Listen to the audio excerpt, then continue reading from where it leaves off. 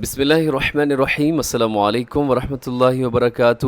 امید ہے آپ خیر و عافیت کے ساتھ ہوں گے، ٹھیک ہوں گے۔ نئے چینل لرن قرآن ود قاری ساجد وسیم میں آپ سب کو خوش آمدید کہتے ہیں۔ اور آج کا ہمارا جو سبق ہے یہ انشاءاللہ سورہ آل عمران چوتھا پارہ اور اس کی آیت مبارکہ 139 اور 140، یہ دو آیات بینات ہم اس کی تجوید بھی پڑھیں گے اور اس کے ساتھ ساتھ ہم اس کا ترجمہ اور مفہوم وہ بھی سیکھیں گے۔ بلا تاخیر شروع کرتے ہیں اپنا آج کا سبق۔ بسم اللہ الرحمن الرحیم۔ وَلَن تَهِنُوا وَلَن تَحْزَنُوا وَأَنْتُمُ الْأَعْلَوْنَ إِن كُنتُم مُّؤْمِنِينَ إِن يَمْسَسْكُمْ قَرْحٌ فَقَدْ مَسَّ الْقَوْمَ قَرْحٌ مِّثْلُهُ وَتِلْكَ الْأَيَّامُ نُدَاوِلُهَا بَيْنَ النَّاسِ وَلِيَعْلَمَ اللَّهُ الَّذِينَ آمَنُوا وَيَتَّخِذَ مِنكُمْ شُهَدَاءَ وَاللَّهُ لَا يُحِبُّ الظَّالِمِينَ۔ جی ان دو آیات بینات کی تجوید دیکھیے گا۔ سب سے پہلے وَلَا تَهِنُوا، واو اور لام جو ہے اسے باریک رکھیے گا، ساتھ الف وہ بھی باریک پڑھا جاتا ہے۔ الف کے بارے میں قاعدہ یہ ہے کہ الف ہمیشہ پہلے والے حرف کا ہی محتاج ہوتا ہے۔ اگر الف سے پہلے موٹا حرف آئے تو الف بھی موٹا پڑھا جاتا ہے، اور اگر الف سے پہلے باریک آ جائے تو الف بھی باریک ہونے میں ایک لمحہ بھی نہیں لگاتا اور باریک ہو جاتا ہے۔ جیسے یہاں پہ دیکھیے گا وَلَا، اس میں الف آتا ہے، الف باریک ہے کیونکہ اس سے پہلے لام وہ بھی باریک ہے۔ اگر پہلے موٹا حرف ہوتا جیسے طا، اس میں الف جو ہے وہ موٹا ہو جاتا ہے۔ یہاں باریک رکھیے گا وَلَا، آگے تَہِنُوا، آگے واو مدہ ہے، تھوڑا سا اسے کھینچ کے لمبا کر کے پڑھیے گا۔ وَلَا تَحْزَنُوا، ہا کا خیال رکھیے گا۔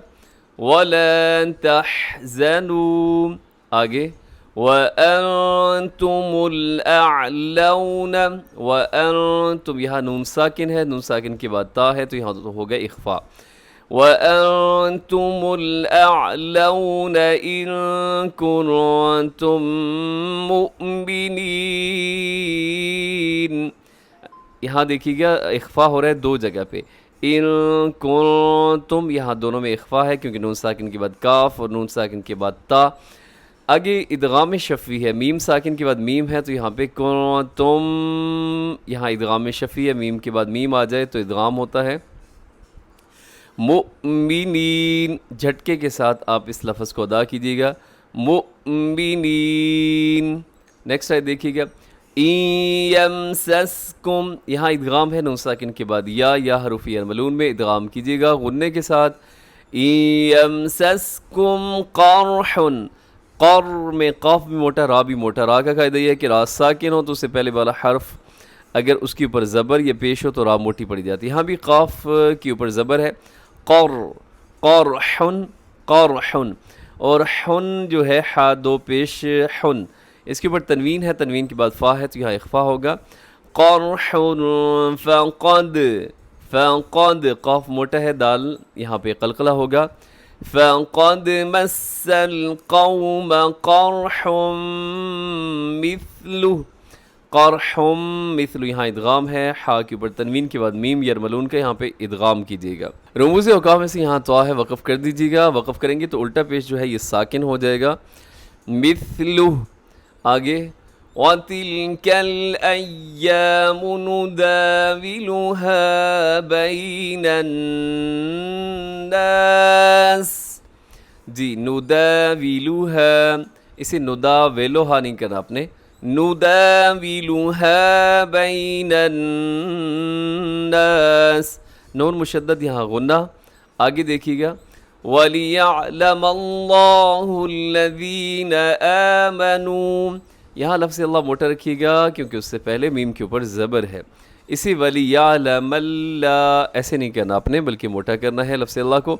وَلِيَعْلَمَ اللَّهُ الَّذِينَ آمَنُوا وَيَتَّخِذَ مِنْكُمْ یہاں پہ نون ساکن کے بعد کا یہاں کاف ہے تو یہاں پہ اخفا ہوگا. شہداء یہاں جو مد ہے مد متصل حروف مدہ حمزہ ایک لفظ کے اندر تو یہاں ہوگا جی یہاں جو مد ہوگی اسے متصل واجب بھی کہتے ہیں 4 سے 5 سیکنڈ تک لمبا کیجیے گا. حمزہ کے اوپر وقف ہے تو ذرا جھٹکے سے وقف کرنا ہے رکنا آپ نے. شہداء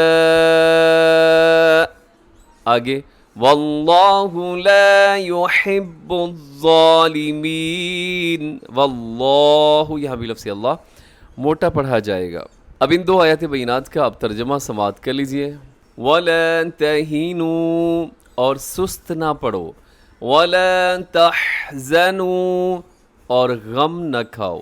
وَأَنْتُمْ اور تم الْأَعْلَوْنَ غالب ان کنتم مؤمنین اگر تم ہو ایمان والے. جی یہ آیت مبارکہ جو ہے اس سے پہلے ذرا ایک اس کا شان نزول دیکھیے گا کہ جنگ احد کا جو واقعہ ہے وہ ذرا ذہن میں لائیے گا کہ ابتدا میں مسلمان جو تھے وہ کافروں پر پوری طرح غالب آ گئے اور کافر جو ہے وہاں سے بھاگنے پر مجبور ہو گئے. لیکن نبی کریم صلی اللہ علیہ وآلہ وسلم نے جو 50 تیر انداز صحابہ اکرام کی ڈیوٹی لگائی تھی تو جب جنگ کے اندر فتح ہوگی تو وہ جو 50 تیر انداز صحابہ اکرام تھے انہوں نے اپنی جگہ چھوڑ دی. حالانکہ نبی پاک صلی اللہ علیہ وسلم نے منع فرمایا تھا کہ تم نے جگہ نہیں چھوڑنی. تو جو دشمن جب بھاگے جا رہے تھے تو انہوں نے جب واپس موڑ کے دیکھا تو انہوں نے پہاڑ کے اوپر کی جگہ کو خالی دیکھا تو انہوں نے دوبارہ اٹیک کر دیا.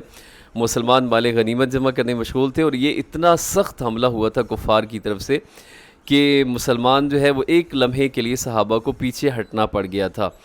تو اس میں مسلمان جو ہے صحابہ اکرام بہت زیادہ تعداد میں شہید ہو گئے اور نبی پاک صلی اللہ علیہ وسلم کے جو دانت مبارک تھے وہ بھی شہید ہو گئے اور اس کے علاوہ جو چہرہ مبارک تھا وہ بھی اس جنگ کے اندر لہو لہان ہو گیا تھا.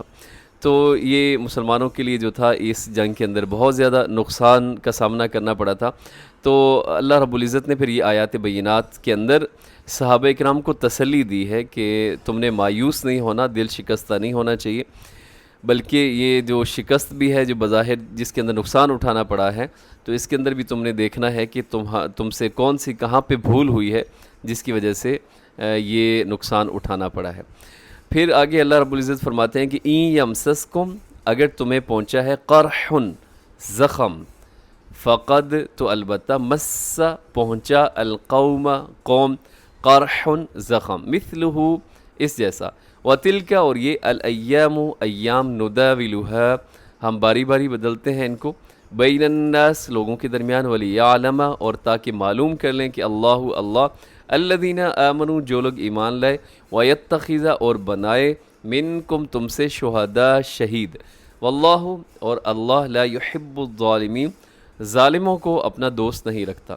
یعنی اس آیت مبارکہ کے اندر اللہ تعالیٰ پھر جو تسلی دے رہے ہیں وہ یہ ہے کہ اگر تمہیں یہاں زخم پہنچا ہے مطلب نقصان اٹھانا پڑا ہے غزوہ احد کے اندر تو یہ بھی تو دیکھو نا کہ تم اس سے پہلے ان کو بھی یہ زخم پہنچا چکے ہو. یعنی غزوہ بدر کے اندر تم نے ان کے 70 بندے جو ہیں وہ کیا کر دیے تھے, مار ڈالے تھے. تو یہ تو چلتا رہتا ہے. اللہ تعالیٰ بیان کریں کہ یہ دن جو ہے باری باری بدلتے رہتے ہیں, کبھی تمہیں فتح ہوگی کبھی ان کو فتح ہوگی, اور اس کا مقصد یہ ہوتا ہے کہ اللہ تعالیٰ ایمان والوں کی جانچ کر لے اور تم میں سے کچھ لوگ جو ہیں وہ شہید قرار پائیں گے تو اللہ تعالیٰ ظالموں کو پسند نہیں کرتا. اس کے ساتھ ہی مراد کا سبق مکمل ہوا. دعا میں یاد رکھیے, ہمیشہ خوش رہیں. السلام علیکم ورحمۃ اللہ وبرکاتہ.